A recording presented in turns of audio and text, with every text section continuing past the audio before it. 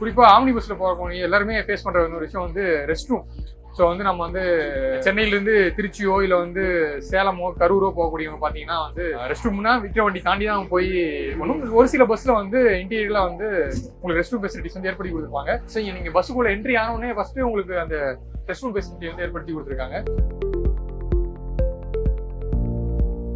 So எதுக்காக பஸ்ஸோட இந்த entry பாயிண்ட்லேயே வந்து ரெஸ்ட் ரூம் வச்சுக்காங்க. வழக்கமாக ஆம்னி பஸ்ஸில் வந்து உங்களுக்கு பேக் சைடில் தான் வந்து இந்த ரெஸ்ட் ரூம் ஃபெசிலிட்டிஸ் இருக்கும். எதுக்காக இதுன்னா நம்ம இந்த ரெஸ்ட் ரூம் யூஸ் பண்ணும்போது வந்து சில ஸ்மெல்ஸ்லாம் வரும்ல.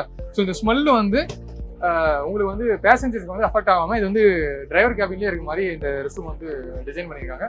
ஸோ நம்ம வந்து வெஹிக்கிள்குள்ளே போகலாம். இது வந்து ஒரு செமி ஸ்லீப்பர் ப்ளஸ் வந்து ஸ்லீப்பர் கொண்ட ஒரு நான் ஏசி ஆம்னி பஸ். ஸோ இந்த பஸ்ஸெல்லாம் பார்த்தீங்கன்னா மொத்தம் 30 பர்த்தும் 13 சீட்டும் கொண்ட ஒரு வெஹிக்கிளாக வந்து டிசைன் பண்ணியிருக்காங்க. இந்த வெஹிக்கிளில் பார்த்தீங்கன்னா நம்ம பொதுவாக பஸ்ஸஸ்லாம் பார்த்தீங்கன்னா லேடர் வச்சு தான் வந்து நம்ம இங்கே அப்பர் பர்த் போகிறவங்க வந்து லேடர் யூஸ் பண்ணி வேற மாதிரி தான் வந்து டிசைன் பண்ணியிருப்பாங்க. ஆனால் இந்த வெஹிக்கிளில் வந்து இவங்களுடைய கஸ்டமைஸ் டிசைன் பார்த்தீங்கன்னா இந்த மாதிரி நம்மளுக்கு வந்து ஸ்டெப்ஸை வந்து இந்த மாதிரி வச்சு நம்ம இது மூலியமாக மேலே போகிற மாதிரி டிசைன் பண்ணியிருக்காங்க.